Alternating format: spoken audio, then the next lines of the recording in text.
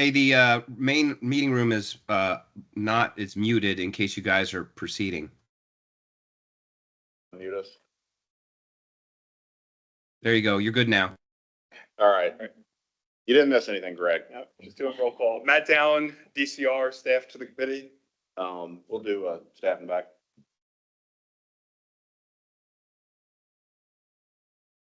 Emily Breen, Department of Conservation and Rec. Hi, Gabrielle Rosario, Department of Conservation and Recreation.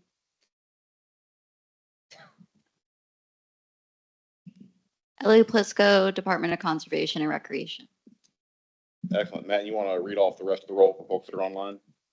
Sure. Martin Brown, Chief Diversity Officer. And if you're here online, just say here when Matt reads your name. James Hutzler from VACO. Louis Lawrence, Middle Peninsula Planning District, representing the Virginia Association of Planning District Commissions. John Lawson, Office of Intermodal Planning and Investment.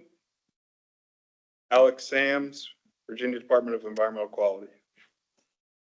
I'm here, Matt. Great. Thanks, Al. And Greg Steele, we already heard from. Yeah. Yep. All right. A little bit of business today. You've got the agenda in front of you. Can I get a motion to adopt the agenda? So moved. You get a second? Second. Discussion? Hearing none, all in favor say aye. Aye. All opposed? The agenda. The minutes were previously distributed and are available online. Can I get a motion to approve the meeting minutes from the May meeting? So moved. And second. Any discussion? All in favor say aye. Aye. Opposed? It's up to the minutes. Job. Those are our only votes today. I'm now going to turn it over to Greg Steele. Greg can't be with us today, but he is online to talk about the Virginia Office of Resilience and the CRO updates. Greg, take it away. No, hey, thanks and appreciate it, teammates. I'm going to stay camera off. I'm in the throes of a COVID infection, and I think it's best that I not be with you all and be here instead. And I look much better in my formal picture than if I had camera on, but I'm happy to be here to share a couple of updates about, excuse me, what's been going on with the Office of Resilience.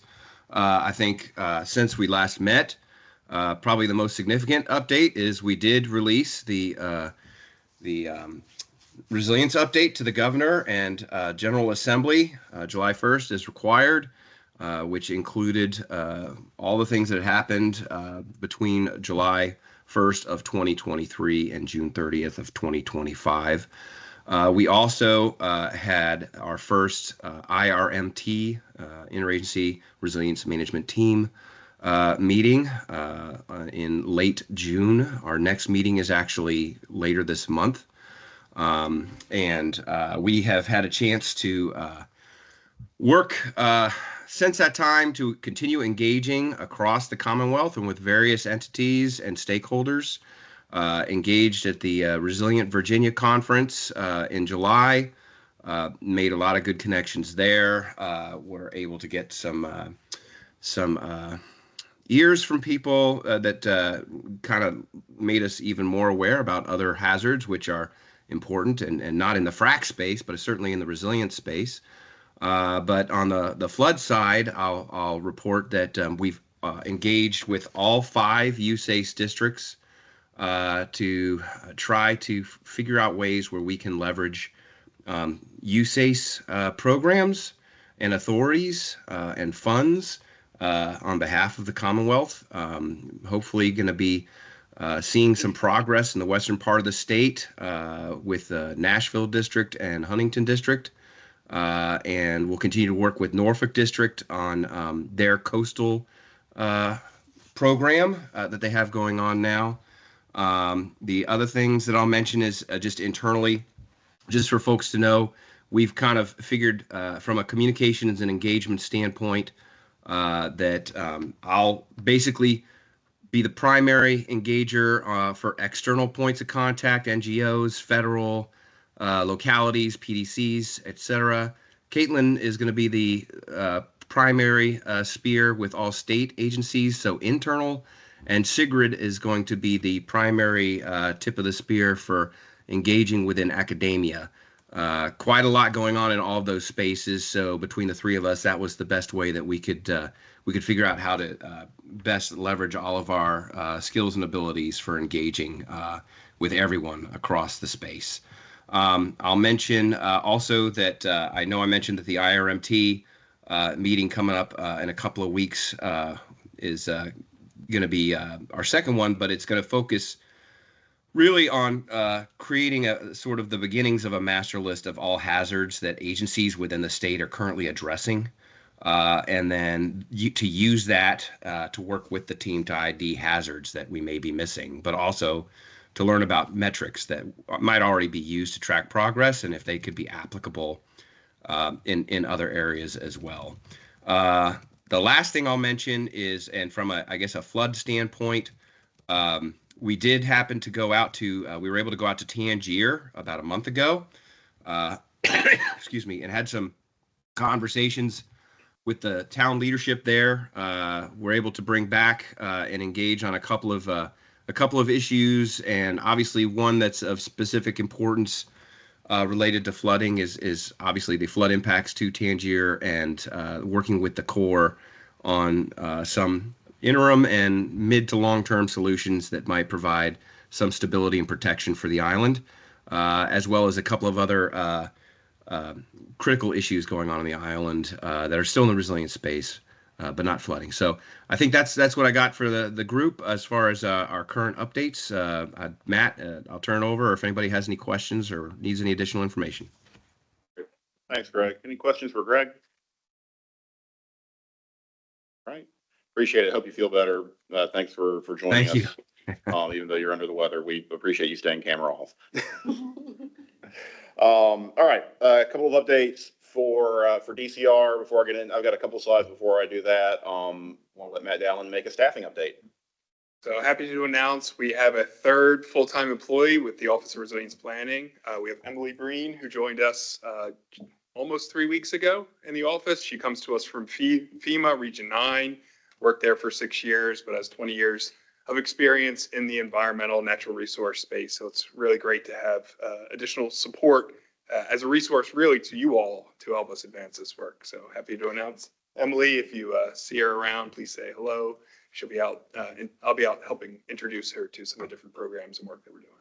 Emily, anything you wanted to add? No. All right. So I've got a couple things I wanted to hit. First of all, we successfully announced awards for round 5 of the Community Flood Preparedness Fund in July. We received $65 million in fund requests, and we actually awarded $67 million in funds. The difference there is because we converted some grant applications that did not score out into loans. Loans do not require a match, so we're able to offer more funding to those folks. Of course, it's a loan, but certainly hopeful that they will take us up on those. So a total across the 5 rounds of $218.6 million. So significant funding to our communities to help ensure flood resilience in the future. Next slide. We do have round 6 in the offing.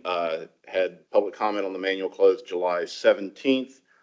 Got some really great feedback from a number of folks that we are taking into consideration. Structurally, what was proposed was a very similar looking round to last time, same category, same amounts. We did make a number of proposed changes. The addition of tribes is eligible in response to legislation. Those passed this past time. We did also put out capping per grant amounts for capacity building studies and resilience plans, and changing some things to property acquisitions. Some of that is based on staff experience. Some of that is based on recommendations from the advisory review committee. So again, working our way through that one, finalizing it, hope to get the round open in the next couple of weeks here. We do anticipate this will close towards the end of the year. You got it there. In addition to the CFPF, we are looking to do a round of the Resilient Virginia Revolving Fund. I should say that the RVRF will be made available again to use as matching loans for CFPF project grants. That is independent of what we are offering here as a standalone round designed to support resilient rebuilding and recovery in Southwest Virginia. So the targeted areas were areas impacted by Helene and the President's Day storms. We are trying to design these to work with VDEM and DHCD, and you'll hear a little bit more about what they've got going on in a second here. 3 proposed categories, each with $20 million. The first category is grants and loans to support the resilient rebuilding of communities, so rebuilding private infrastructure. The second, grants and loans to support the resilient rebuilding of infrastructure, so publicly owned infrastructure. And then category 3 would be loans to mobilize federal grants. So communities would receive a FEMA grant. Those are reimbursement based. They can sometimes take a while to get paid out. So the thought here is to essentially set up kind of a construction loan that they can draw down on as needed and then repay once their grant comes in. So still working on the details on that. We did get some good public comment back on that when the period closed on July 6th, but targeting early October to open that round. And I think so again, we'll hear more from DHCD and VDEM on their programs in a second. A couple things on dam safety that I wanted to flag. We continue our work to drive down unknowns in the dam safety inventory. Again, credit to the dam safety team and to Daryl and his folks. We have really made a lot of progress on capturing dam ownership, hazard classification, and condition assessment. We do anticipate another $5 million round coming in December of this year. That'll be open in the beginning of 2026 in the Dam Safety Grant Fund. Next. Did have a number of regulatory and statutory updates. We convened 2 groups last year, a statutory work group and a regulatory work group, to make recommendations. The regulatory advisory panel focused on low hazard dams. So the Soil and Water Board is going to consider final adoption. I think at their September, December meeting, Daryl. Do you remember? Okay, so at the meeting that will occur next week. I think some quality of life updates that will hopefully make it easier for low hazard dam owners to comply with the regulations there. We also had a number of recommendations come out of a statutory work group. Those were embodied in legislation that was successfully carried by Senator French and Delegate Lawfer last year to lower the match for the Dam Safety Grant Program, create a general permit process for low hazard dams, some other process improvements. That's been signed into law. That triggers another round of fast track rulemaking to incorporate the provisions of that legislation. And then we are looking at potentially another round. We're standing up another work group to look at some things that the previous RAP was not able to come to consensus on, dealing with incremental damage analysis and roadways around dams. So it's going to be a lot of dam fun lately. That's my damn joke. I get one every year. And with that, I think that concludes my update. I'm happy to answer any questions. And just for a note for members, those slides were not in the printouts, but they are available online on the DCR Dam Safety and Floodplain Management calendar, and we can send those out. Apology for that. I just sent it down this morning. All right, we're going to get a little bit more of an update on Hurricane Helene recovery. So I'm going to turn it over to VDEM. Thank you, Matt. So just going to give an overview of where we stand with some of our programs. If we go to the first slide, just a reminder, these are the programs that VDEM manages or coordinates. The FEMA Individual Assistance Program, the Public Assistance Program, Hazard Mitigation Grant Program, and FMA Swift Current, which was made available as supplemental funding in Hurricane Helene. As you can see, some of the numbers we anticipate this disaster from a FEMA perspective, so we know there's multiple funding sources addressing Helene, about $366 million in federal assistance coming to Commonwealth and localities. If we go to the next slide, just a little overview, a reminder, there were 18 localities that were declared for individual assistance. The individual household program, which is made available for declared localities, just some with some numbers here on the number of registrants. Those are all the number that were eligible, and $17 million in funding was distributed to individuals that had uninsured damages from Helene. And next slide, right now we're working through the disaster case management program. This is the first time we've really used this program in Virginia. It's designed to bridge the gap between the individual property owner that had sustained damage to their property and the resources that might be available for the longer term recovery process. So this started with a partnership with Department of Social Services and their 211 hotline to provide a way to intake individuals that sustain damage that have unmet needs. And that list of individuals that registered would transition into phase two, which is the connecting points to the resources that might be available. Most of these are non-governmental, nonprofit, faith-based organizations. If you go to the next slide. These are just some numbers on the intake process. We do have a contractual firm assisting us in the disaster case management process, but over 1,000 folks registered, and these are the needs that the individuals reported. It's just a breakdown, but the key number is there were 123 individuals that fell into the highest tier of need that were referred to long-term recovery groups. You go to the next slide. So this just gives folks an idea of the needs that were reported through this intake process, from basic needs, home repairs, infrastructure damage, and ongoing support, crisis counseling, legal support. Next slide, please. So disaster case management really is the whole point of this program is to connect these individuals with local governments and the nonprofit organizations that could assist them navigate the resources that could be available for them for assistance. Many cases in this point in time, government funded assistance is exhausted through the FEMA programs that are available, but this is to connect them with those non-governmental organizations to see the assistance that can provide them.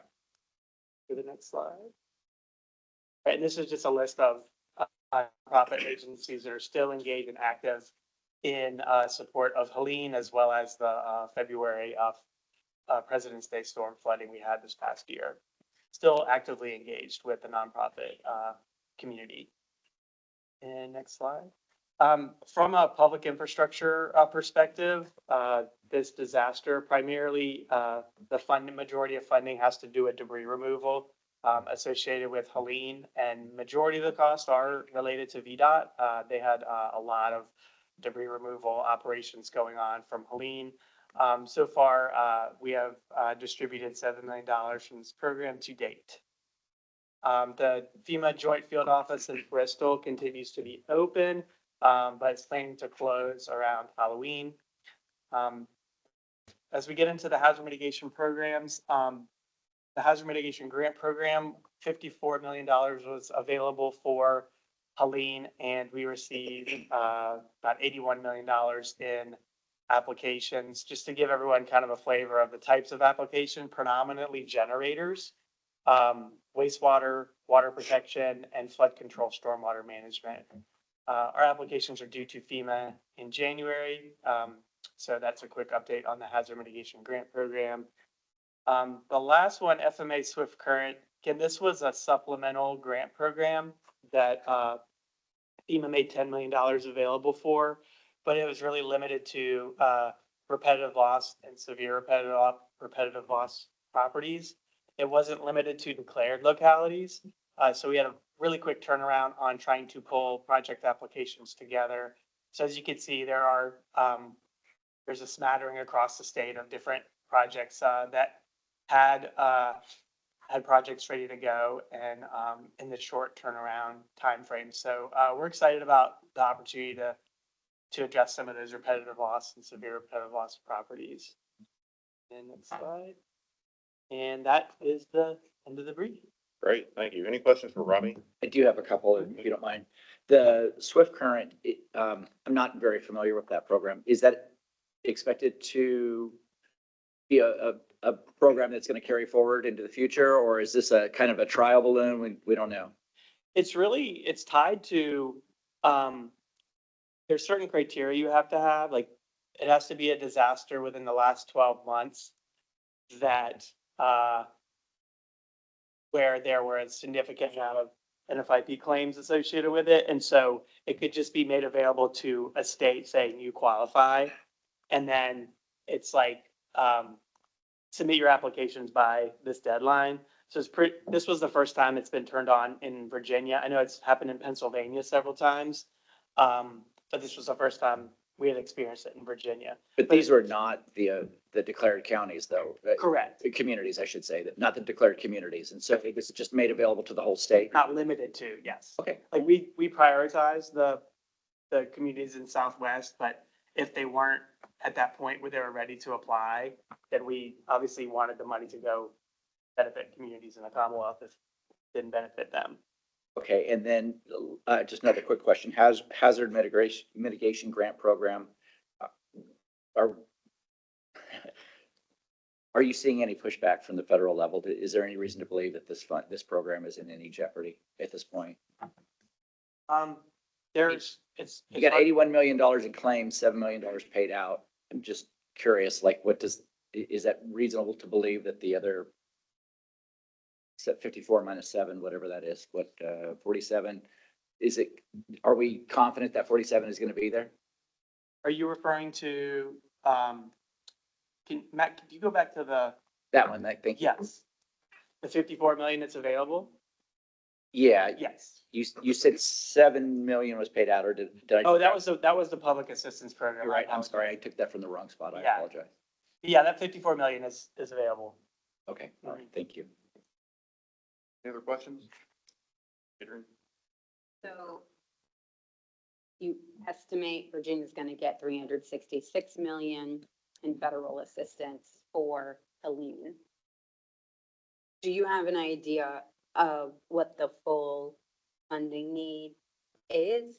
Is there any agency that's working on that?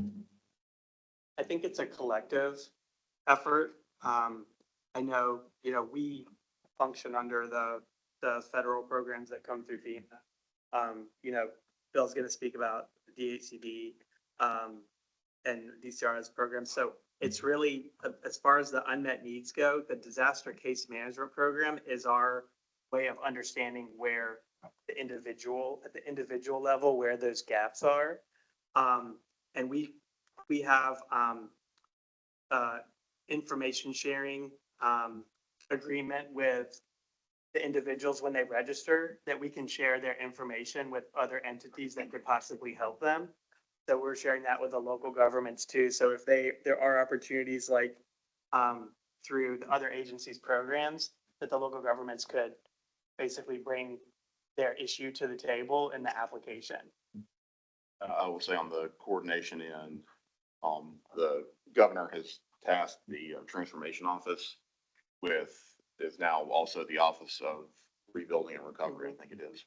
And so they have been helping coordinate some of the agency action, and then to also track needs, which I think is an evolving picture. We tend to keep finding new stuff. But certainly we've been in close coordination with Chief Ward, who just departed his role in Garrison Coward, who has stepped into that. Follow-up, Adrian? Not yet. Daryl? Yeah, Robbie, you listed under the SWIFT program a number of properties that were acquired. Who now owns those properties, state or locality? So those are applications. They're not funded yet. But if they are funded, the local government would purchase the property and be responsible for it, and it would be deed restricted to green space in perpetuity. So if anyone tried to pull a permit to build on that property again, they would find that those deed restriction covenants that would restrict development. Any other questions? Thank you, Robbie. Bill, you want to talk about DHCD? Sure can. First of all, talk about the Helene, to add, DHCD had about 46.7 million in CDBG disaster recovery funds for Helene. Excuse me, yeah. And 80% of that was going to the most impacted areas, which is Giles and Washington counties. And we've completed, let's see, an agreement with HUD to do just that. And I don't have the final numbers on what has been dispersed so far, but it's pretty much that's pretty much been exhausted. Now, talking about the Disaster Assistance Fund, first of all, you should have seen the governor's,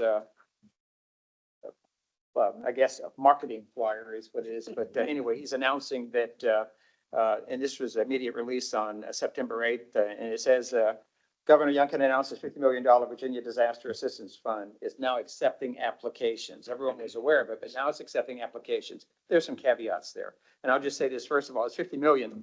And it is to provide rapid relief, long-term resilience to Virginians impacted by natural disasters. Now, we've had 6 applications approved totaling, what, 276 million? And there are 14 applications in review totaling 886. So it's just starting. It's going to be a lot of effort. A lot of work, working very closely with DCR on this. But just to give you some basics, I have no charts, but I have a lot of papers because we've been working a lot of papers. But just to let you know what it is, if you're not aware of it, you can come to our website and we have this big, thick program guidelines package here. You have to read it 4 times, but it's there for you to peruse and enjoy. But the first stop is just the governor's release. But that the VDAF, Virginia Disaster Assistance Fund, $50 million state program, and provides financial relief to Virginians whose homes, businesses, or community infrastructure were destroyed or heavily damaged by Tropical Storm Helene or the February 2025 storms, and funding mitigation projects to protect against future disasters as well. Now, that funding is distributed through partner organizations, local governments, PDCs, and there's some also nonprofits. A few, frequently asked questions here, but it is divided into 2 components. Part 1 is 25 million for recovery and rebuilding, and then the second half, part 2, is 25 million for mitigation. Now, this is something new. We've never done this before, in particular that mitigation part. So we are in new territory here. So it's taken a while to develop all this because we had to work very closely with a lot of our friends, in particular DCR, to make sure that we try to get this right. And there may be some changes to the guidelines as we get smarter. There will be changes to the guidelines as we get smarter. In fact, I can tell you that Angela and others in here can probably talk to this as well as I can because of the ongoing meetings we've been having. Very, very productive. So what are disaster events? Tropical Storm Helene, and then of course the February 2025 storms. Those are the ones that are eligible, and you can either have, and this is part one, okay? You can have a total loss or major damage, and if it's total loss, you can get 100% of real property value. A major loss is 50%. Less than a major loss, you get 0. And fencing and crop loss is considered in that as well. Who can apply? Individual homeowners and business owners through qualifying communities, and total loss or loss of access to bridges that were not be landlocked, and that is particularly helpful when we're working with DCR on the bridges piece. And of course, help for the farmers in a form of lost livestock, fencing, and crop loss. Localities and nonprofits can apply for disaster mitigation, and that is in part 2. Let's see, I'm skipping along here. You may have some questions I can answer later. I'm just trying to hit the highlights here for you. Part 2, the mitigation projects. Residents who sustain property damage as a result of flood disaster, mudslides, storm damage, wind damage, landslides, and that is subject to a major disaster declaration after August 1, 2021. Now, what is paid for this? We have planning grants, and that's up to $5,000 per bridge and $10K per more complex projects. Bridge reconstruction is up to $50K per bridge. Slope stabilization is $29K, and there's comprehensive mitigation that's going to be developed later. Now, we have those limits on bridge and slope stabilization because it's so expensive, it can consume every dime in the fund. So we had to put some limits on that. And of course, working very closely with DCR on that. Then, of course, we have the revolving fund, and that helps communities prepare for future floods. So you can see the lockup, they're very, very closely aligned, the VDAF and the revolving fund. So we can leverage the resources in both and accomplish a great deal more. Let's see. I think that I've just talked really fast and given you the highlights here. Again, if you want more information, go to our website and you can read through that. And are there any questions? That was pretty quick. That was, Good overview, Bill. Thank you. Any questions? Yes. Adrian. Okay. So first, I just want to thank everybody who's been working on setting up these funding mechanisms, obviously in the face of great need down in the affected regions. I guess one of the things in talking to DHCD, it sounds like you guys don't have the ability to compel the projects that are being rebuilt to comply with flood standards. So how are you working with DCR and the localities to make sure that's happening? and I'll defer to DCR for the flood piece of this, but we have very exacting requirements. And the applications are very, very detailed. But to answer your question about how you hold them accountable, I don't, Angela, So the regulatory piece is where we come in, and the localities, they have different sets of regulations, but we are ensuring that they follow at least the baseline regulations of the NFIP. They're responsible for permitting, made that very clear to them, and hopefully they are permitting and enforcing adequately. And part of that too, your bill, talk about those relatively low limits, is our potential ability to come in on top of those limits to help people rebuild in a more resilient fashion than they might have otherwise. I think one of the challenges, particularly in that area of the state, is just the physical, the topography and the space that you're working in. Right. You can only elevate things so high. So we're trying to work through a lot of that, but our goal with the revolving fund is to provide funds for a more resilient rebuilding. to add to that, in part two, it's performance-based. And that may answer part of your question, because we'll be always continuously reviewing the work that's going forward, and payment is based upon the performance that has been undertaken and acceptable. And if there's any problems, then of course we come revisit it and have a redirection. And so is the plan, I guess, with the RVRF and the Disaster Assistance Fund, just to kind of keep that ground open until the funding is exhausted? Right now, that's what we're looking at. I think we're still buttoning some things up about how we would take applications in and when we would evaluate them and what that looks like. But it's still kind of a moving target at this point. And finally, it's important to note that part two is not really for individuals unless they have, property that has bridges or dams and other. I mean, there's a infrastructure. variety of homes that have bridges to them, right, in Southwest, so, yeah. Major access issues. Yeah. Any other questions? Again, feel free to go to our website and you'll get a lot more information there. Great. I'm going to turn it over to Matt to go into the meat of our program here and talk about the Flood Protection Master Plan. All right. Thank you, Director Wells. Good afternoon to the committee. Broken the update on the state plan into 4 to 5 items. I'll give you an overview of what we've been doing thus far on the Flood Protection Master Plan, give you a status update on our last element, which is the implementation roadmap. Then I'm going to hand it over to our contractor, Arcadis, who's going to talk about how we're incorporating these flood resilience strategies in the plan document itself, looking for some of your feedback on how it is presented in those materials, and then also looking for your feedback on monitoring and metrics for the plan itself before wrapping up with some next steps in the planning process. Before I get to that, just wanted to give a plug for some new data that we've recently added to the VFRIS web map viewer, which is the Virginia Flood Risk Information System. So this is a public information web-based viewer that we've recently added our Fathom public data layers.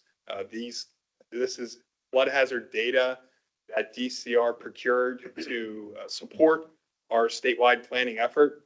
Historically, the public data was the 2020 1% AEP, or the 100-year flood event, and that data has been in VFRIS for a few months now. But just this past month, we also updated our license agreement with Fathom to also make the 0.2% AEP, or the 500-year floodplain extent, also publicly available. So that is now also on VFRIS, so you can see it there. It's also available through our open data portal and through a REST service that you can add it to your own maps as well. So this is a new public resource that is available across Virginia. And I just want to say thanks to the DCR team for working very quickly to get the 500-year, the 0.2% into VFRIS very quickly. We wanted to make that available, particularly in response to some of the intensity and flooding in Southwest Virginia, so people could get a better picture of what actual flood risk looks like. And this data is not meant to replace FEMA data. FEMA is still the regulatory standard. This is just an additional data set, especially in the absence of data due to some of the FEMA limitations, or it's older data, but it should be used kind of in pair with what other data sets you have. So it helps provide additional context to potential areas of inundation. So beyond the public data layers, we also have additional data layers that are available to Virginia public entities. So all of our state agencies, our localities, PDCs, public universities in Virginia, and tribes all have access to this data. The data can't be shared out publicly, but we can share it with you all to help make more kind of internal decisions clear. In order to do that, we would enter into a one-year license agreement through that we've set up with Fathom. We have a one-page data flyer that provides a lot of this information to give an overview of what this data entails, how you can get access to it. So it has our current data at 2020, but it also has 4 different forward-looking projections. So we have data at the 2060 and 2100 time period, and then within the climate scenario that we have, which is the SSP 2 to 4.5, we have the 50 percentile or the median data set, or the 83rd percentile, which is a more conservative data set, which means across the entire ensemble of all the scenarios or runs for that climate scenario, 83% of the results are represented or would be under this result. So it's a little bit more conservative, more applicable to more kind of critical infrastructure or anywhere you want to be less tolerant to flood exposure. So this data is available as a resource. If you are interested, you can reach out to our office and we can work to provide you with access to this data. Any questions on the Fathom data before moving into the plan?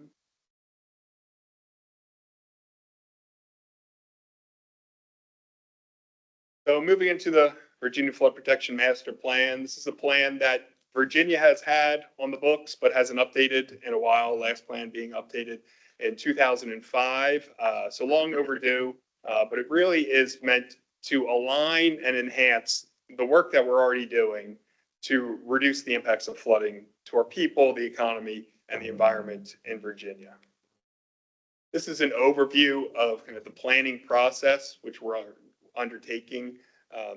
Starts with really trying to understand, where do we want to be? Where are we going in the next 20 years? What is our vision for Virginia and being flood resilient?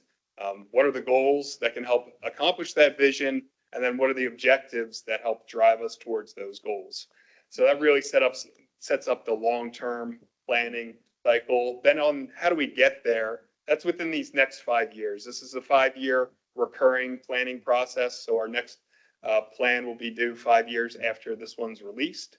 and working at what are the strategies that can help us meet those objectives, try to close the gaps.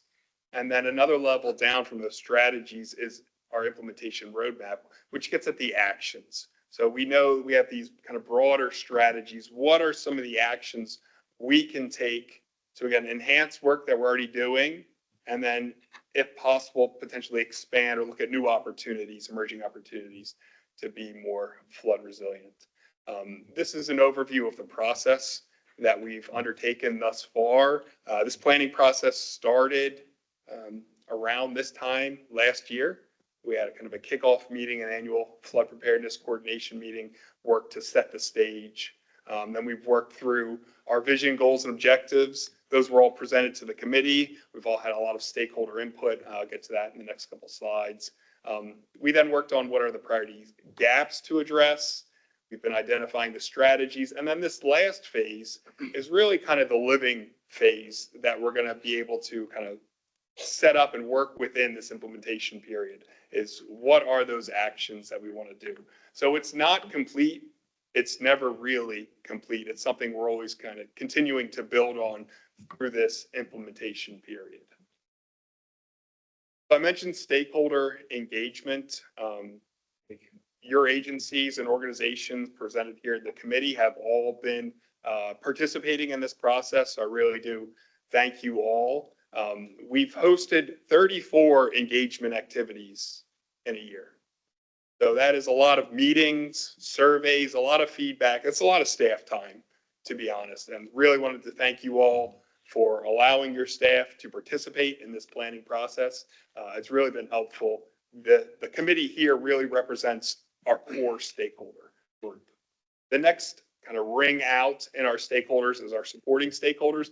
We've had 93 different organizations participate in this planning event. Really meant for this to be a really inclusive planning process, and I think we've achieved that with the work that we've achieved to date. And so looking at a match of organizations plus participants in those organizations at the different activities, we've had a total of 373 different engagements. So it is very much a collaborative process to help build this plan, just as it's going to be a collaborative process to implement this plan. It can't be done by any single agency, program, or individual. It really will require all of us working together to achieve our vision. And that's really the importance of the plan, is how do we align and drive towards collective action to be more effective and more efficient as we move forward in this implementation plan. We've also been conducting public outreach and engagement. And so we've had 7 different outreach and engagement activities with the general public to promote this work and to build awareness, whether we've had online webinars, been attending in-person events, or putting out our public survey. We've had a pretty good social media presence. So our contractor and our public communications and marketing office has been posting on social media, and we've had over 12,000 different reaches with those posts. So it's off to a great start. In our public survey, we wanted to really make sure we were getting feedback from all across Virginia, because flooding impacts all of Virginia and not just the little pockets. So 21 of 22 PDCs have been represented in our public survey. And that public survey is going to be open through the end of the month. We've got some paid advertising on social media and Google to try to enhance the results here. And then we've also been updating our website, trying to put out our draft products, keeping people informed. And then once this plan is released, there will be additional opportunities for the public to engage, provide public comment, attend webinars, and really understand what the Commonwealth is doing to try to build flood resilience in Virginia. So the plan. Can I ask just a clarifying question before you go forward? You talk about the planning team and the committee, then you talk about core stakeholders, supporting stakeholders. Can you break those up a little bit? I'm trying to understand, like, where does the PDC fit in? Where do localities, counties, that type of thing fit in, if you don't mind me? No, great.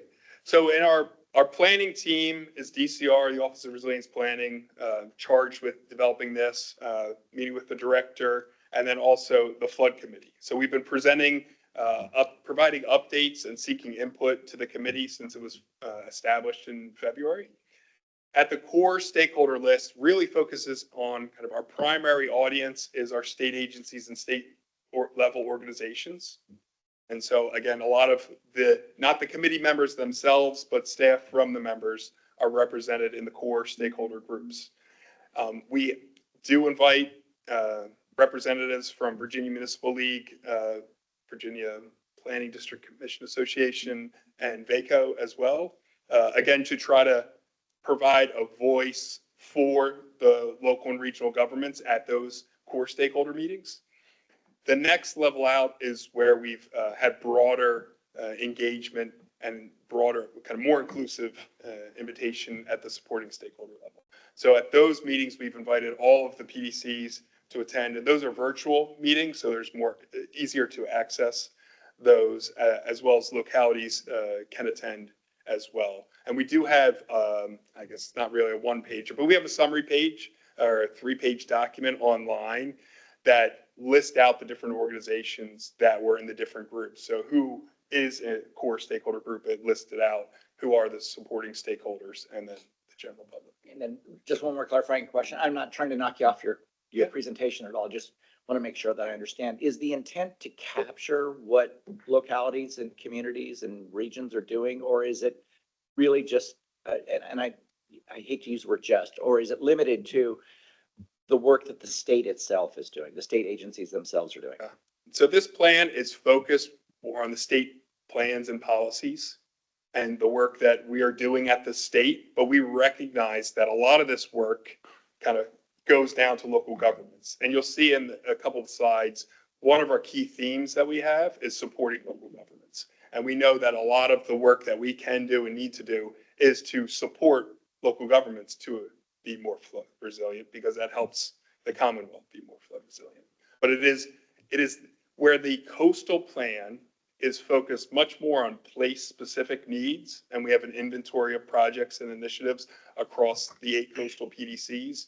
We do not have that inventory for the statewide plan. So we are still want to understand the needs, but kind of rolling it up to higher level kind of categorical needs, and how can we as a state through our policies and programs support local government.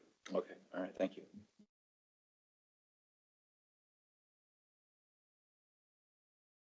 So getting on to the final products for the plan. So we're going to have a plan document. It'll be PDF document as well as some hard copies that'll be produced, meant for really our core stakeholders to read and dig into.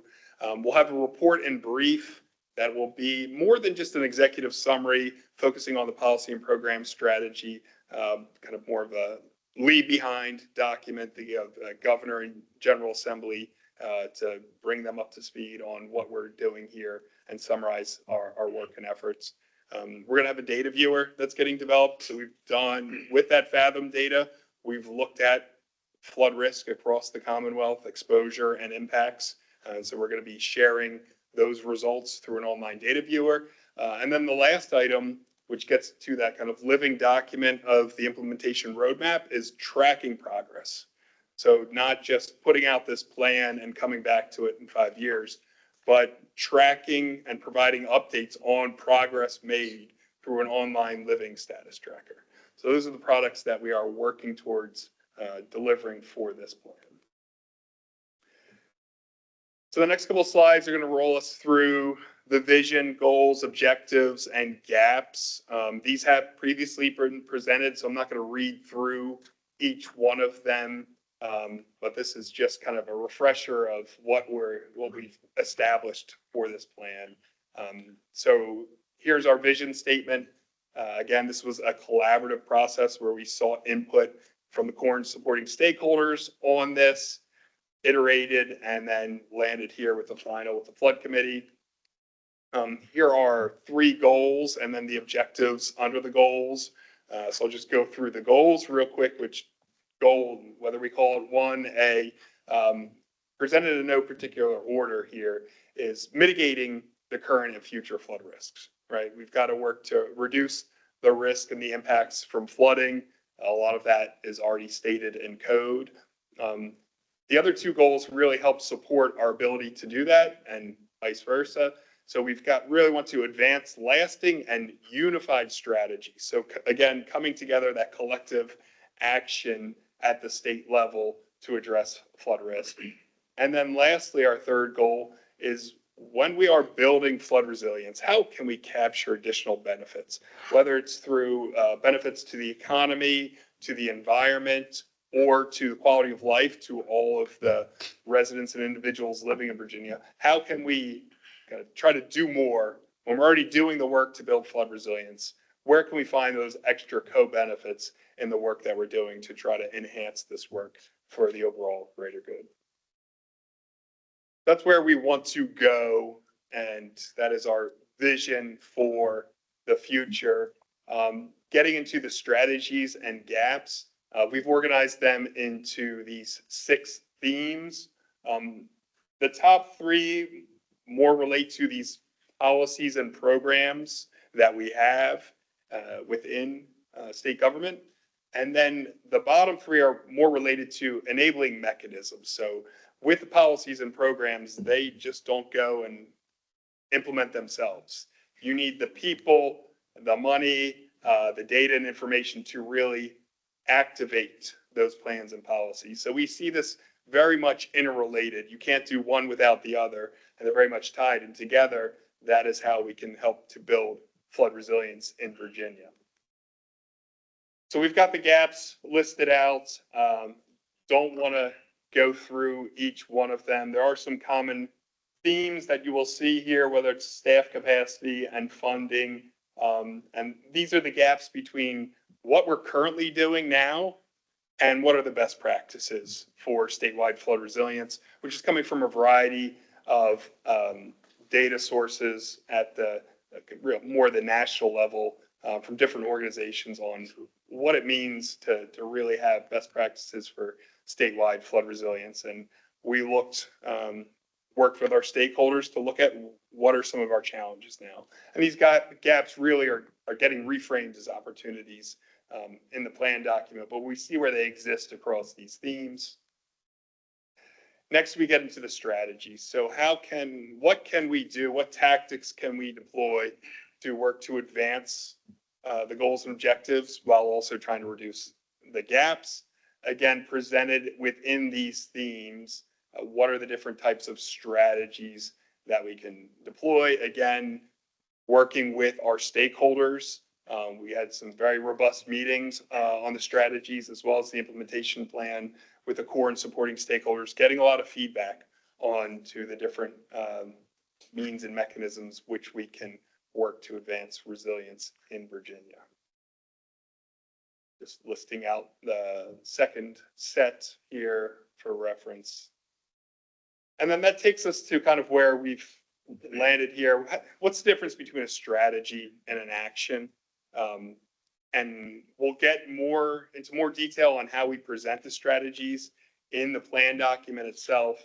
But this slide helps kind of separate and differentiate the two, where the strategies are meant to be kind of evergreen, lasting, sustainable through this 5-year implementation period. The strategies are meant to allow different organizations to see themselves and how they could implement the strategies with their own actions.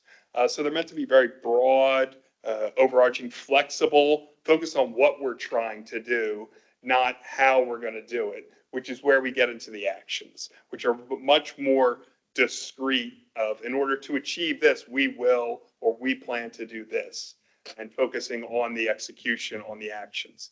And the actions are, surprise, much harder, easier to think of, but those actions require time, energy, and resources to do. And mentioned earlier, we are very focused on trying to enhance what we're already doing. Right?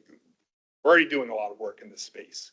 How can we do it better with our existing resources and capacities? So we see that in a lot of our strategies on meaningful coordination, enhanced capacity, and some of our data systems. But some of the other actions and strategies within those policies and programs are harder to do, especially from a staff level, and to find actions that the agency is willing or organization is willing to commit to, right? To get an organization to commit to it, it takes time, more than just one engagement meeting. I know internally we have to go through, prioritize, focus, look at our obstacle or some of the opportunities and challenges and try to prioritize where we think we can have the most impact with our resources. And so kind of balancing the impact with resources. And that's really what we see as kind of this first phase of implementation. Digging into more detail with different organizations that can help lead these actions or support these actions to advance, and figuring out what are we working on, coordinating across that so we build the awareness of what we're doing, while also trying to advance these different strategies. So that is kind of the differentiator. And so in the plan document itself, we're including all of our strategies. So across those 6 themes, we have 15 strategies. We've come up with, I think, almost 40 different actions that we've started to get stakeholder input on and receive that. So there's a lot of different actions we can do, but still need to work with different kind of key leading stakeholder organizations to figure out what is possible within some of the constraints we have, what can be impactful to help advance and move those items forward. So pause here, any questions on the difference between the two and the kind of our internal strategy to document the strategies in the plan, have those be flexible, but the work doesn't stop here. We're not putting the plan out and stopping. We know we need to continue to work to define and advance these actions in the coming years.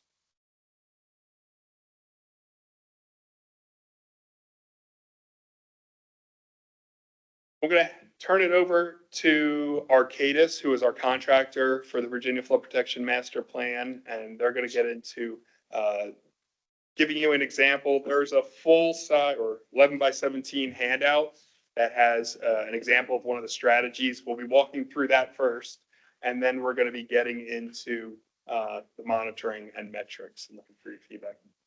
So with that, I will hand it over to the Arcadis team. Great. Thank you so much, Matt. I'm not sure if y'all can see me in the room, like my physical face. I'm not quite aware. Sorry that I'm not there in person. I'm joining virtually today. I was actually just in Virginia Beach at the Water Jam Conference presenting on this very project. Everyone's very excited to hear the updates on it.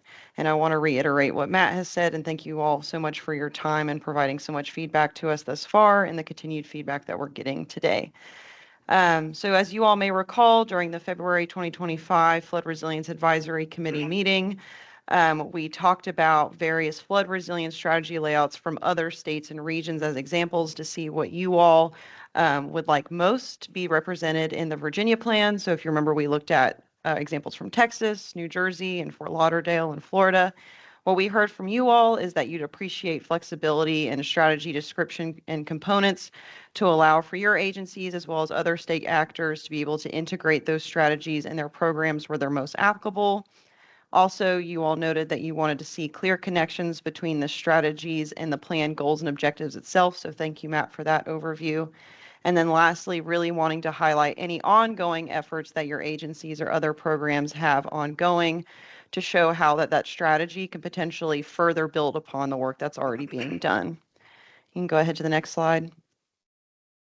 The purpose of our review today, and just to highlight a couple questions that you all can have in top of mind as we're reviewing the mock-up of the strategy layout, is are all the correct elements included? Is everything that you expect to be highlighted in the plan included in this section? For each of those elements, is the correct level of detail hitting the mark? Does it include that flexibility that you all noted back in February to make sure that you can integrate that strategy into your own projects, policies, and programs? Another question that we have is what elements do you think are the most effective in communicating the need for the strategy to make sure that we continue to highlight those as we continue to build out the plan? And then lastly, and maybe most importantly, is there anything missing that you all would like us to include? So with those questions top of mind, if you want to go into the next slide.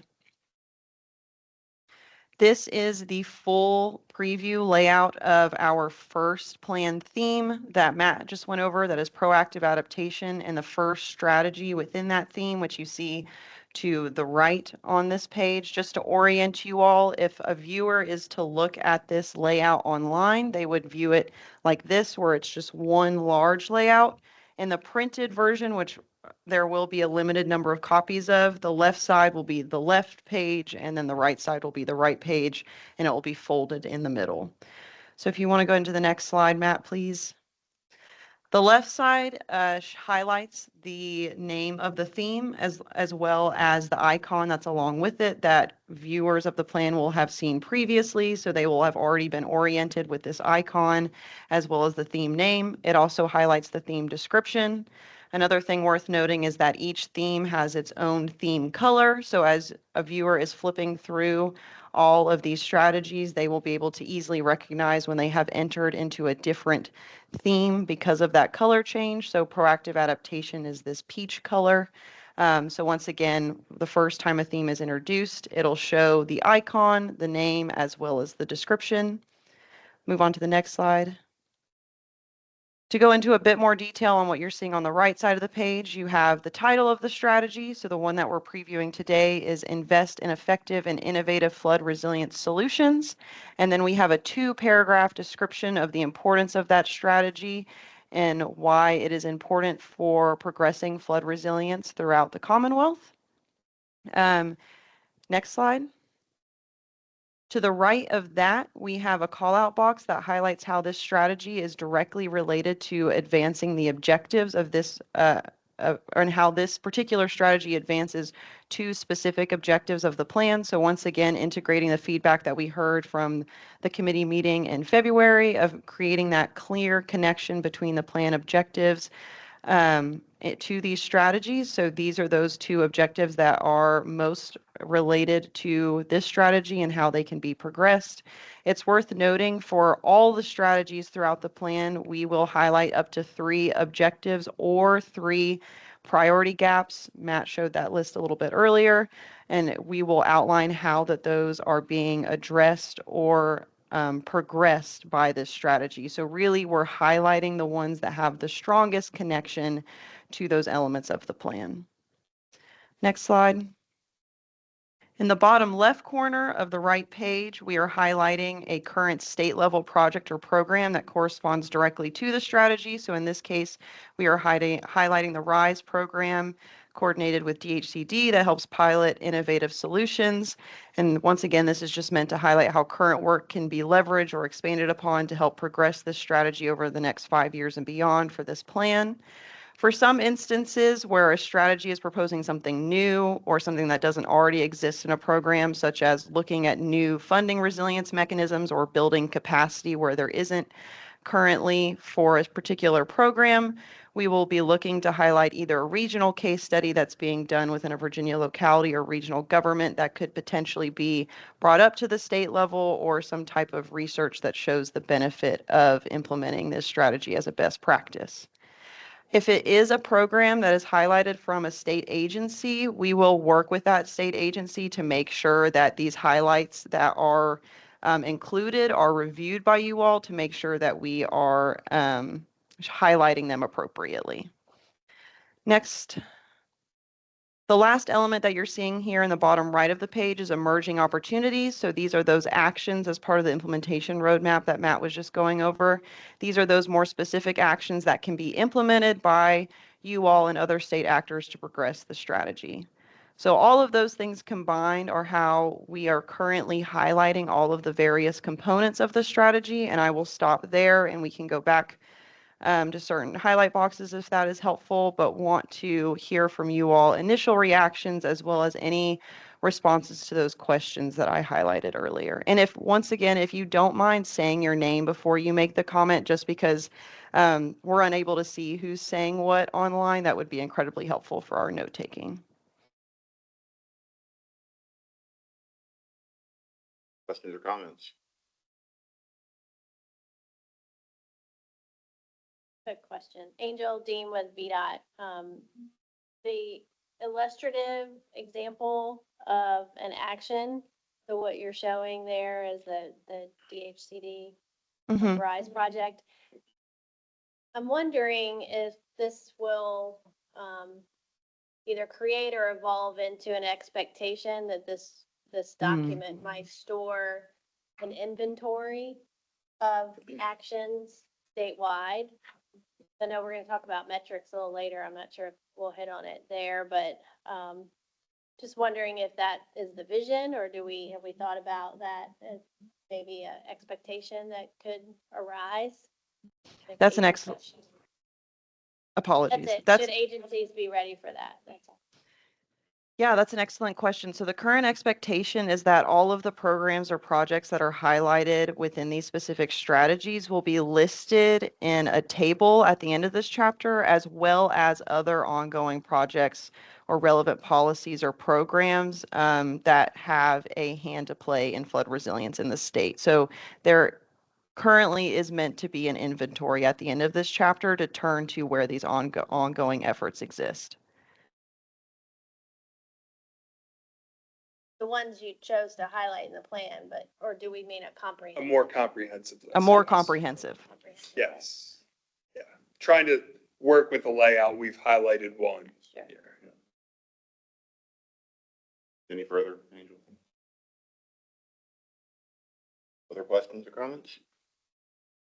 Yes, I have a question. When you get this? No, it's on. All right. So I know while we were going through all these meetings, and exercises, there were a number of strategies that didn't necessarily rise to the top for prioritization in the plan. Is there any way that that could be like included as an appendix as like things to consider in the future for like future iterations of the plan? Because I felt like we were kind of grappling over like all of them were important, all of them were good, but then we had to pick the best. So like we still maybe not include them in detail, but like maybe for future consideration. You know, in previous plans and documents, we have preserved items discussed but not included, I think, somewhere in the appendices, right, Matt? We have. Yeah, so I think we can look at doing that for this one too. So I think, Angela, you're referring to the actions, like we have a list of 40 actions that that we could advance that are being represented as emerging opportunities within the 15 strategies. So we haven't lost that list. We still have that. And that's what we will continue to build on and iterate with the different potential lead organizations on. Yeah, I thought there were like additional strategies at like early on too, but we kind of distilled them down to these top strategies. Maybe not, but maybe it's the actions that go along with it. But just, I don't think any of the information that was presented previously was necessarily bad information. It was all good and valuable, but it just might not be prioritized for what we want to plan. And we also have engagement summary reports too from each of the in-person workshop meetings. We have all of that documented and shared on our website. So that is all still part of the record. All right, last call. Questions, comments? I guess I'll just say, this is Adrian. One of the questions is, what elements do you think are the most effective in communicating the need for the strategy? And I guess, to me, it's the emerging opportunities that are the most valuable thing on the pages.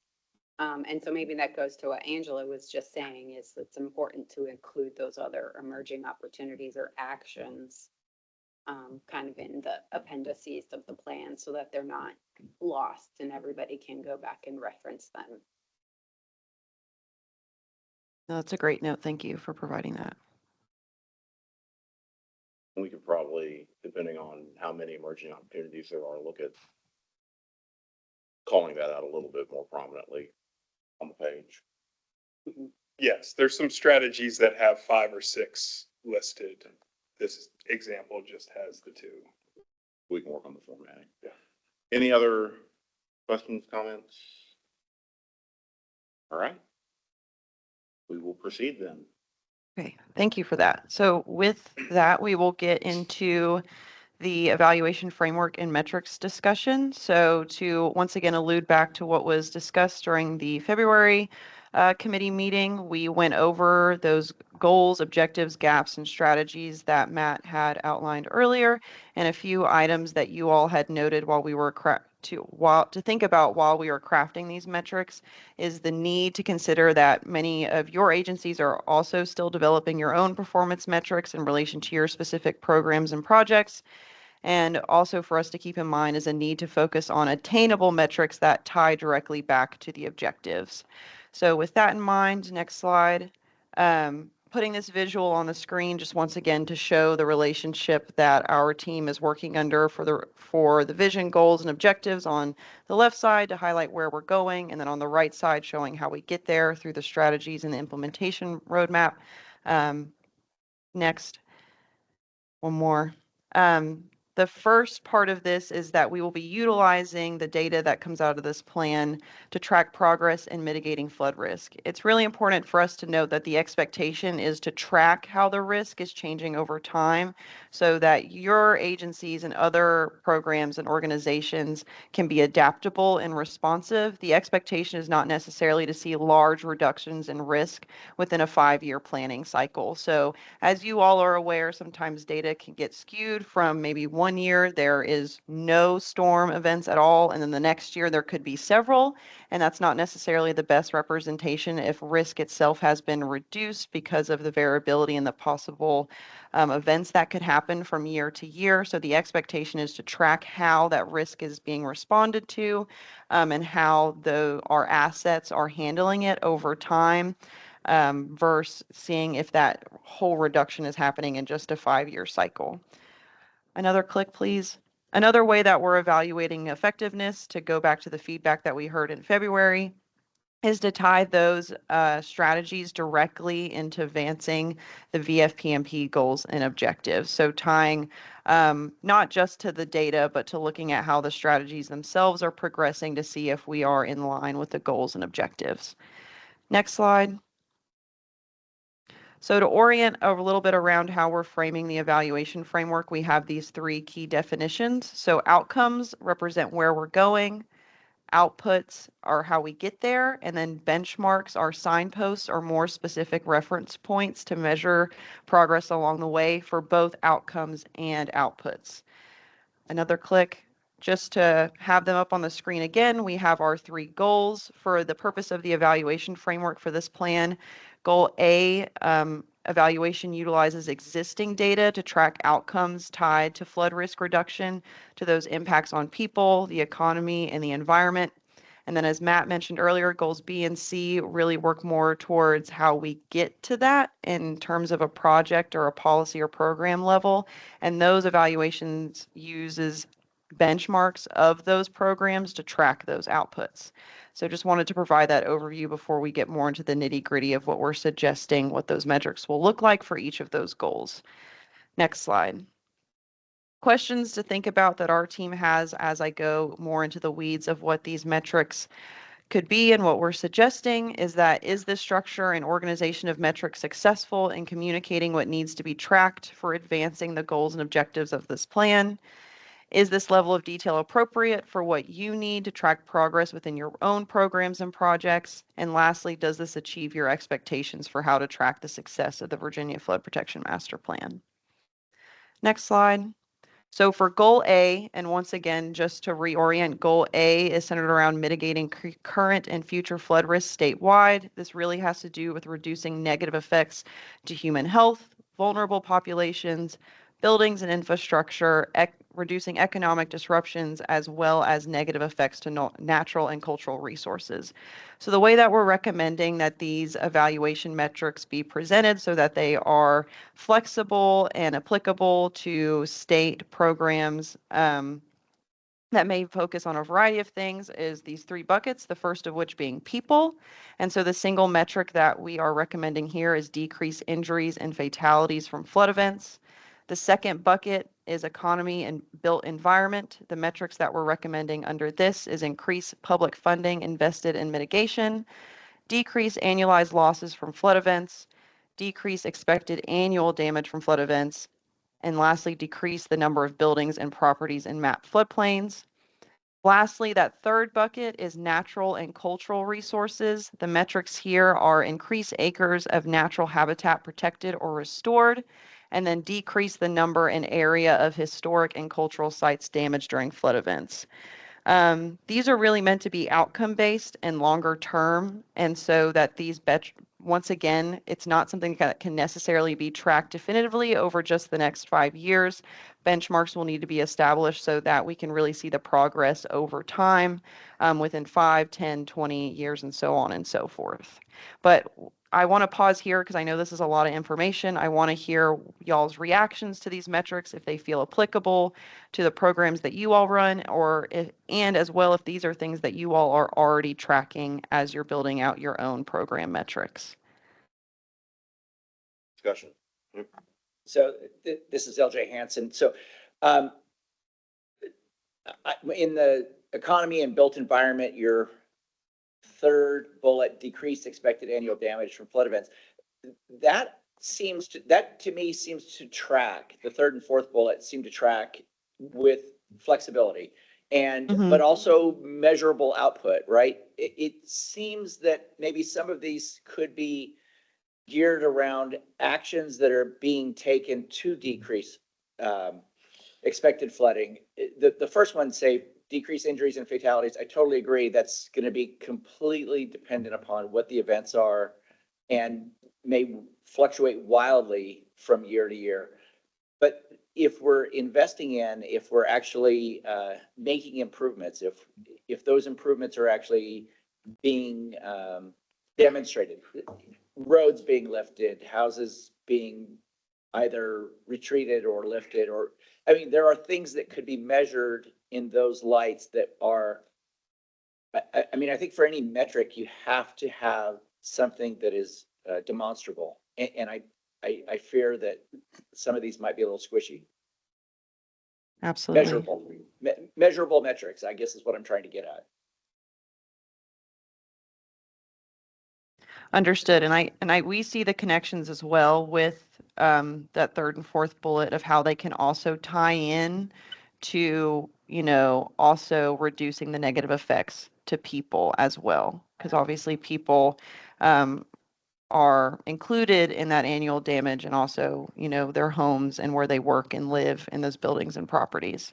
So if that seems like the more appropriate measure to track also that bucket, we can move forward in that way as well. But I think somebody was trying to come off mute online. I would just say, yeah, I mean, the data from Fathom has provided a baseline in a lot of regards, but additional tracking of data may be necessary, and to input some of the improvements and actions in place would be necessary to do a comparison of implementing a strategy or an action compared to the do nothing activity. And depending on the scale of those and the time horizon of those, you know, these will need to be tracked on the longer term, being outcome based first, necessarily in the first 5 year of the planning cycle for this plan. And that was John Millspa from the Arcadis team. Oh, sorry. Yeah, thanks, Matt. So LJ, what do you, so instead of an event-based metric, you could look at people, so percentage of population with floodplain exposure. Yeah. And with a percentage, you could adjust it two ways, right? Either people move out or more people move into less risky areas. I think that's a great example. It just from my standpoint, when I'm working on performance metrics, it needs to be something that is measurable, reproducible, and has value in as far as reporting. Even increased public funding.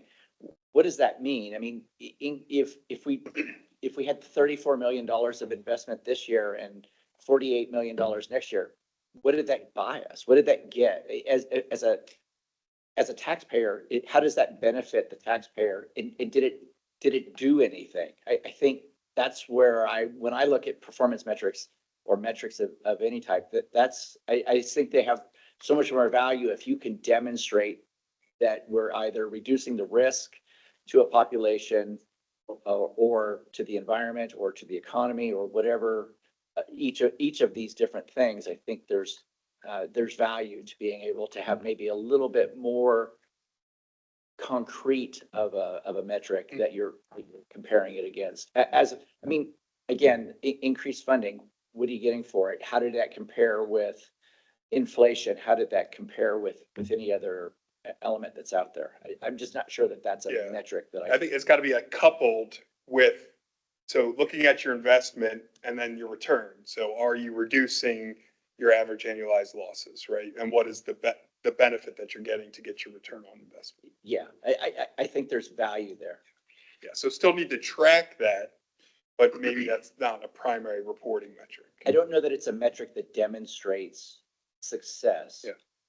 I think a metric that demonstrates success is when you can actually show a reduction in risk. Even a reduction in flood insurance premiums would be a valuable metric to track. So you're saying that's more of an input than an output. Yeah, I think so.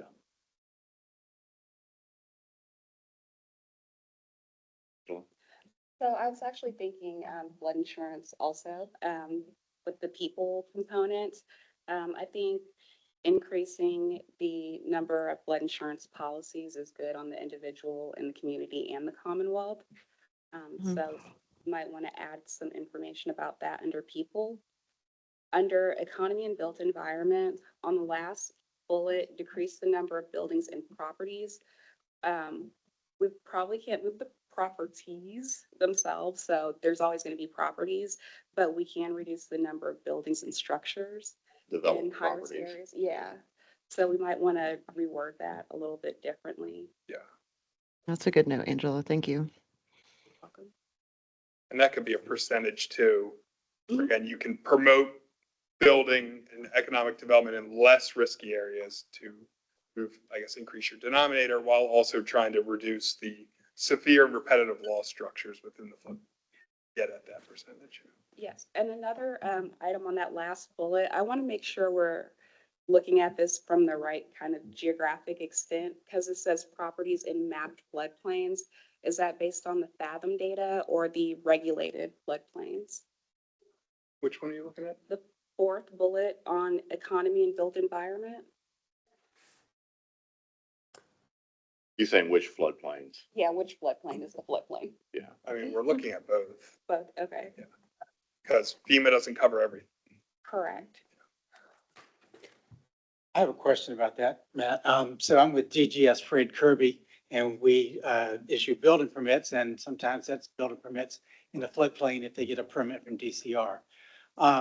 So as I understand it right now, the FEMA floodplain maps are the ones that are codified, and that's what we base a determination of.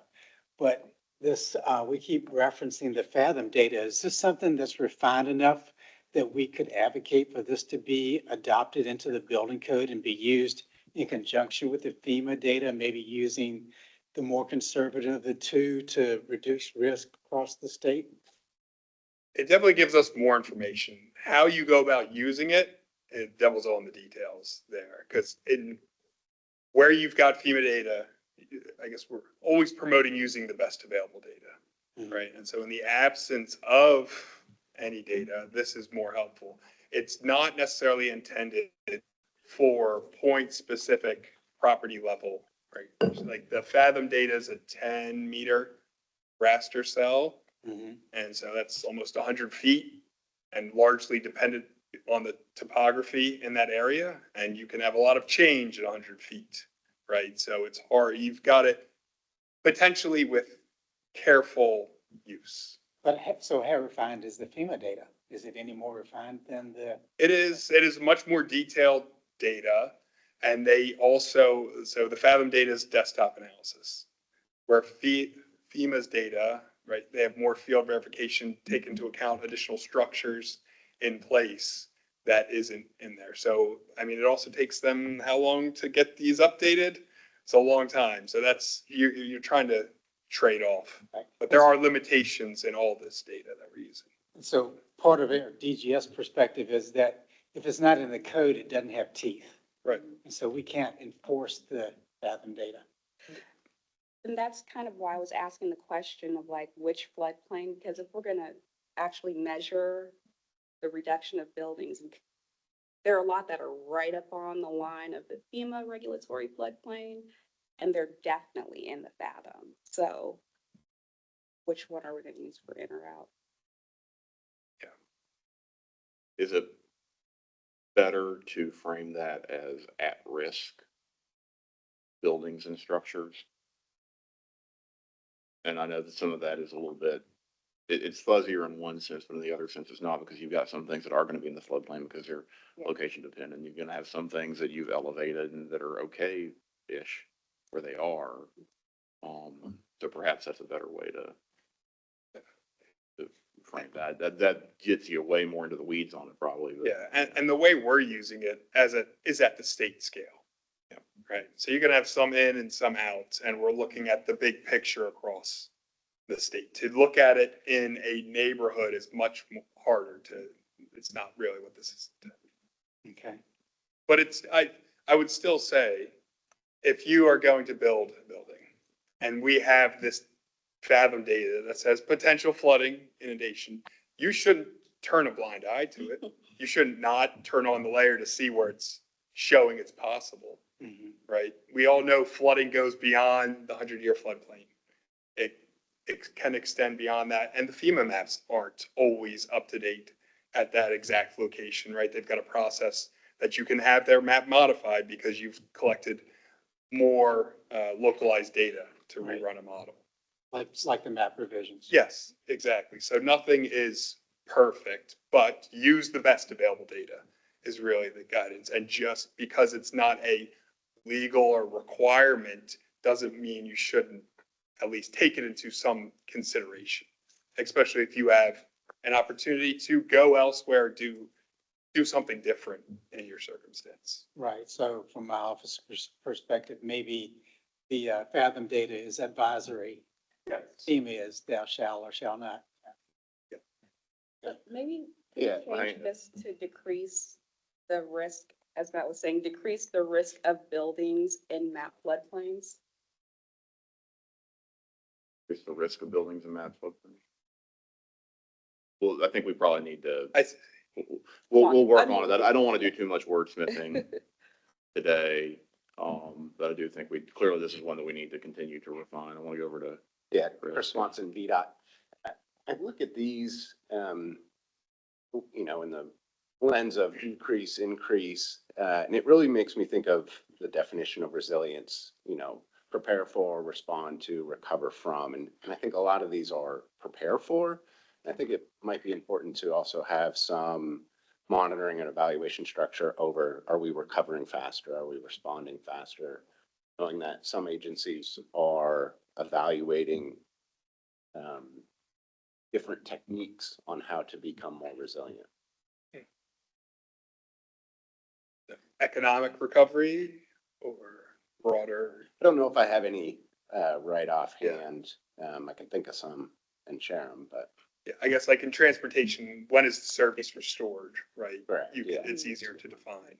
But yeah, trying to find something that's applicable across multiple and measurable and some. But yes, recovery.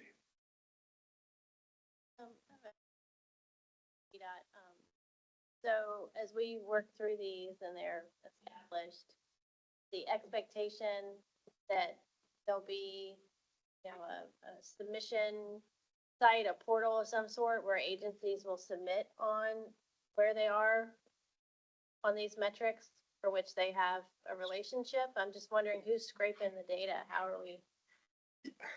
It's a great question, kind of part of the framework for setting up with that status tracker. That is the intent of our status tracker, that we are tracking progress on these overall metrics as well as progress of actions that are undertaken.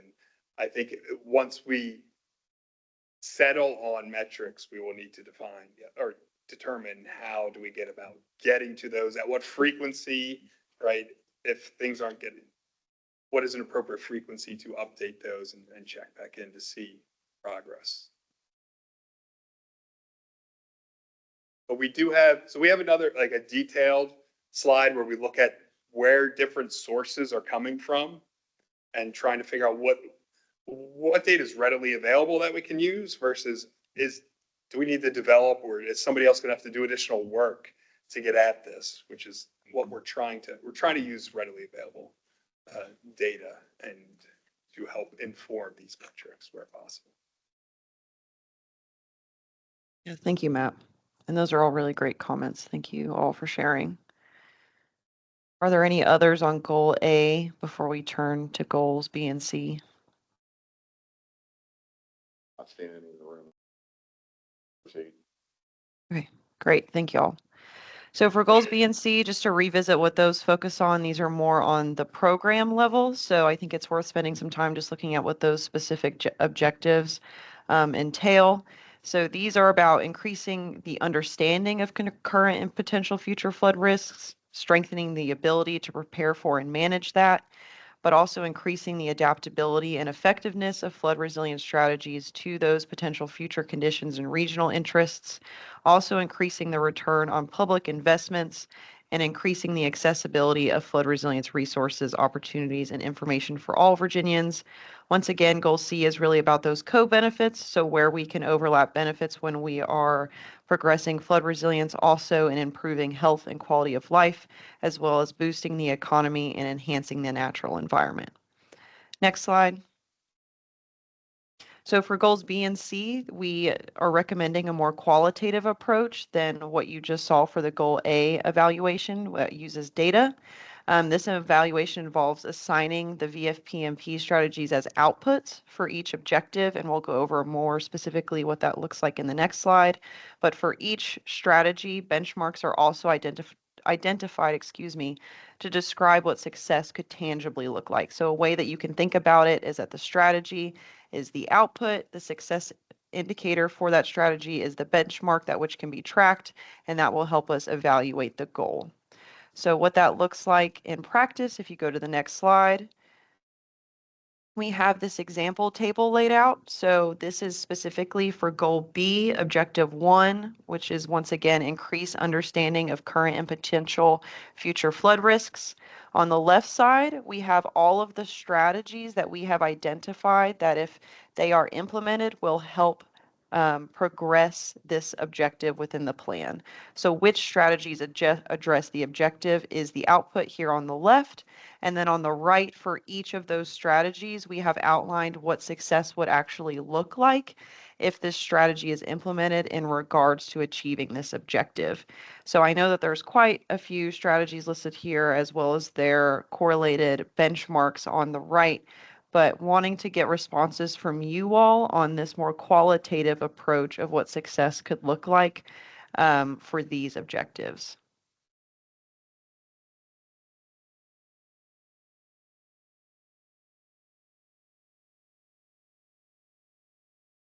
Thoughts from the group? Sorry, can you remind me what the letter and number combos are referring back to? Yeah, so those number and letter combos are simply just easy reference for us at this point. So A is tied directly to the first theme, which is proactive adaptation. So A3 is just the third strategy under that theme. So there is no true hierarchy between the strategies themselves. They're just easy reference labels for us at this point. The A3 does not. I immediately assumed that it was linked to a goal, and then I got confused. So that apologies for that confusion. I understand. It happens frequently to me. It's fine. All right, thoughts in the group and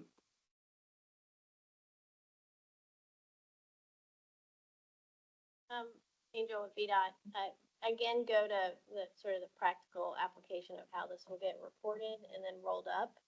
Since these are qualitative, I don't know if you have like a 3 scale, response, yes, no, something in the middle, and then you all collectively have to look at that across so many entities and decide how you're going to report it at the Commonwealth level? Or would you report it at the agency or stakeholder level? You know what I'm asking? So I understand. Go ahead, Matt. So on the level of, yes, kind of level proficiency, kind of high, medium, low, baseline, proficient, advanced, something to that effect. We've started thinking about that. of how that could be done. And then your second question was on how it gets reported? Yeah, so would that then be reflective of each entity's response across these, or would you all take a step back across, you know, A in the composite, spirit of yeah. the whole plan, right? To look at what the Commonwealth is doing and try to ascertain where the Commonwealth is, you know. Yeah, I think our objective is to report out where the Commonwealth is in this plan as the larger, but we will need the more granular data to get there. Yeah. And so what that process looks like, and it's not applicable to every strategy, right? There might be a strategy that's, hey, that's VDEM, that's DCR only. But then there are some here that are applicable to many different organizations and policies, yes, that we would need to better understand how we're doing everywhere to come up with the appropriate reporting for it. So is that going to happen in the implementation roadmap? Like, how is that When does the reporting process going to happen? Yeah. So that does come up in the implementation roadmap, right? We need to take action to start advancing these items. We've got this 5-year planning period. We know that right now, every 2 years, starting this past July, is the status of the Commonwealth Resilience Report. So there's opportunities to report it there potentially, or other so still figuring out the framework of when would it be most appropriate to report these out. But if there's very much open to guidance or recommendations, what you all would like to see, that would be helpful to help inform this. I think identifying what the benchmarks are within all of these strategies will help guide how we're actually going to think about measuring them. Yeah. Because I'm thinking in particular, like E1, expand the flood resilience knowledge of state agencies. That may be challenging to measure or for us to evaluate, but we may have benchmarks that move us in the direction of it increasing, but we don't necessarily know for sure if it's increased or not, you know? Yes. Yeah. No, we're not planning on putting out a test. No more standardized testing. I think we're above that. No mass testing. Yes. And that gets back to the more detailed implementation roadmap, is that DCR is not here trying to dictate benchmarks for others. It is really that collaborative process with who's helping us advance this and helping to work on what should we be measuring? What are the milestones we're tracking and trying to achieve? Any questions or comments? Seeing none?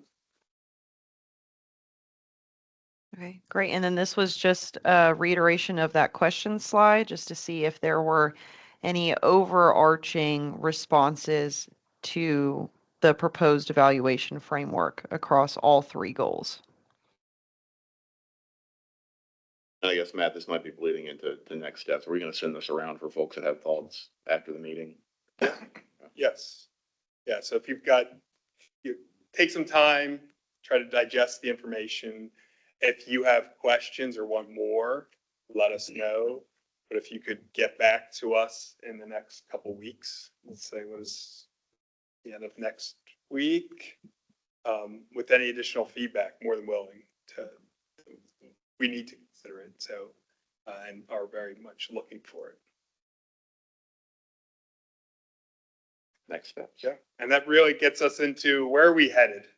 So we've started producing and reviewing some of the different sections of the plan document itself, and are working to, as you can see, we've got some different mock-ups going on. So that is our current focus, is on the plan document and the report and brief, and working on those end products. Then kind of turning to the data viewer and the status tracker to get that out, knowing that there's going to take some more time to get that developed. So we've received a lot of feedback from the stakeholders, and believe we're incorporating that into the planning document itself. And we'll be reaching out, right? If we're highlighting specific agencies or organizations' activities in the plan. We want to make sure we've got that right. So there'll be additional coordination with any of those organizations that are listed in the plan document itself to continue to get us feedback. So we are moving quickly, I think, to try to get this plan completed and have all of these strategies documented, put that in the document, get that done with, and then transition more into the implementation phase. So really want to have kind of that break to document all of the work we've done. What is the plan for the next 5 years? Release that document, transition into implementation. Questions on that?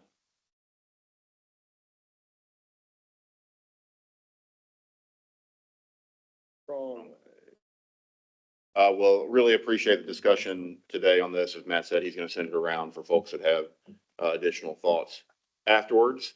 But we have reached the time for member updates. So, we're just going to go around the room. VDOT, anything to report? We're continuing to build out our strategies from our resilience plan. They're essentially done. So now we're kind of in this testing phase to make sure they're functioning like we want them to, evaluate the output. But we're moving along quite nice. That hence some of the questions I was asking, because some aren't ready for prime time, and so we're just trying to decide where we draw the line on what gets included in this inventory and not, so. You all right? DGS? DGS is looking at early adoption of ASCE 24, which is for construction in the floodplain.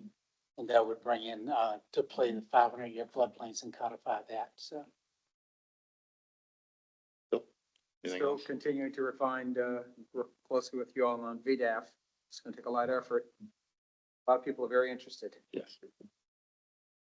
We're in our final stages of updating or creating the beneficial use manual. So we should have that. The dredge material help build things up. Nothing additional there? I talked a lot already.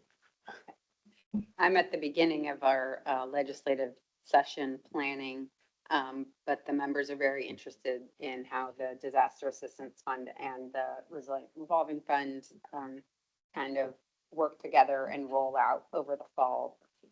So we'll see how that develops and whether it turns into any type of legislative recommendation. But otherwise, we're working on refreshing the Chesapeake Bay Agreement, which should be finalized in December.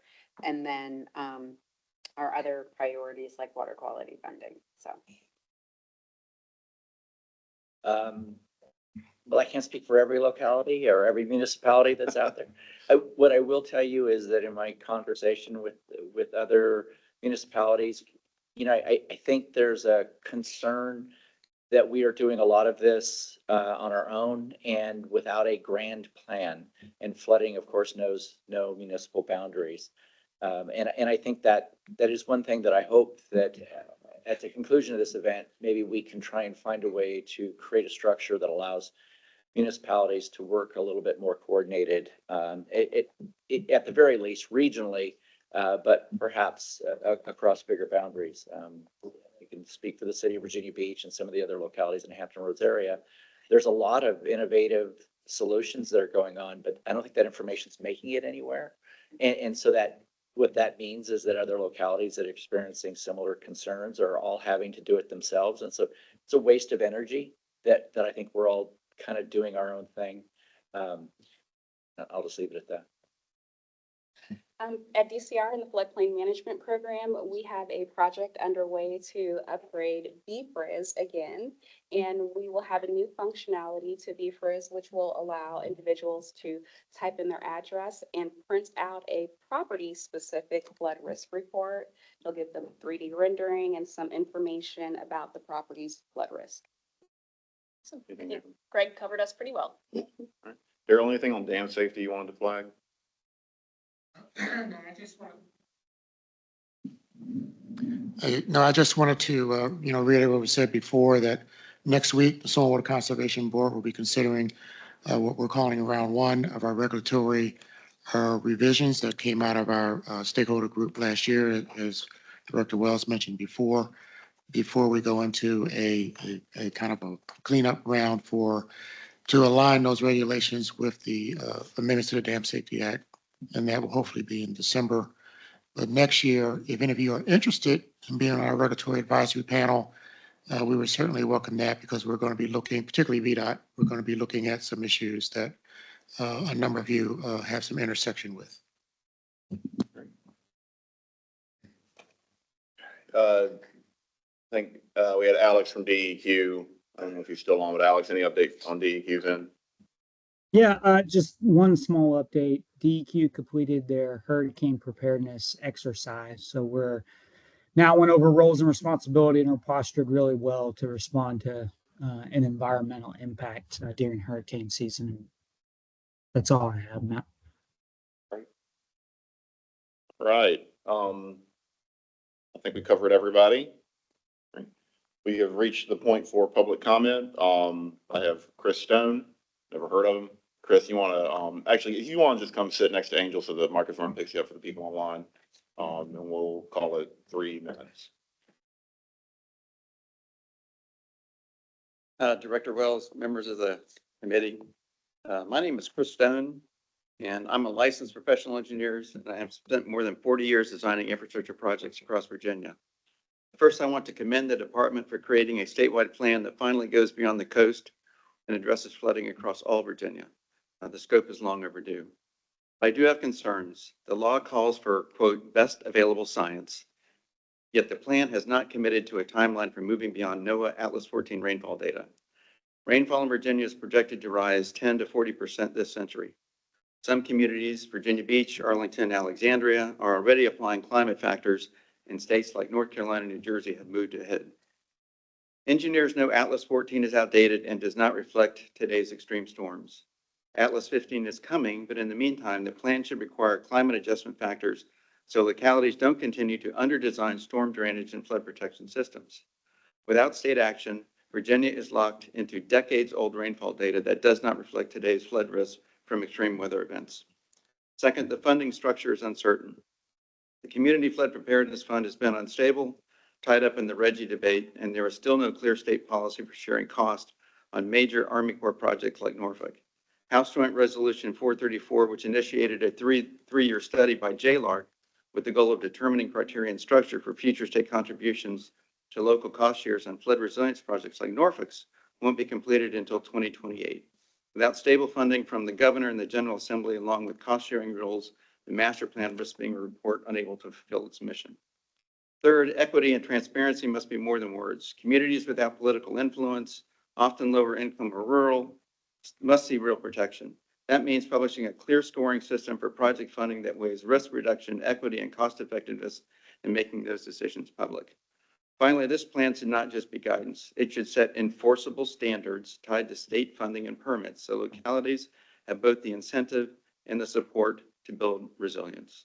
Virginia has a chance to lead with a plan that is practical, science-based, and fair. I urge you to consider my comments to strengthen the master plan so it delivers results and not promises. I'd also mention on Monday, I was in Washington briefing members of Congress as a representative for the American Society of Civil Engineers, and we've come up with a program, Pathways to Resilient Communities, Infrastructure Design for the Environmental Hazards in Your Region. And Director Wells, I'll give you a copy of this. Please. But as regards to flooding, I mean, one of the things that we were talking to Congress about was ASCE 7 and ASCE 24, which DGS mentioned. And ASCE 7 is a standard that defines the national approach for flooding design of buildings and other structures. ASCE 722, Supplement 2, Chapter 5, improves the expected performance of buildings and structures located in flood hazard areas by using the 500-year flood as its threshold, up from the 100-year threshold. And that's because of the non-stationarity that we're seeing in Atlas 14. And I encourage you to adopt that, but I will provide you with a comment. Thank you. Appreciate the comment. Thanks for coming out. Always valuable to hear your feedback. Anybody else from the public want to make comment? Yes, we have 1%. Okay, one person online. If you can identify yourself at the beginning of your comments, and you got 3 minutes. Go.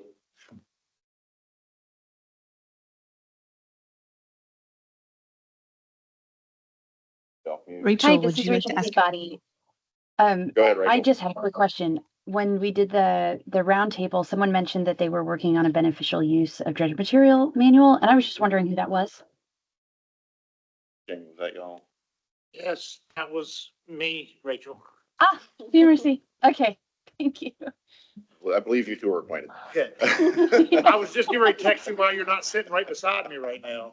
All right. Any, Thanks. if there's no other public comment, look, I just want to say again, thanks to everybody on my behalf, on behalf of the team at DCR. We really value the feedback. I think we got some good pointers here. Appreciate the public comment as well. And if there is no further business, we are adjourned. Thank you. We'll have a gavel. I'll get you one.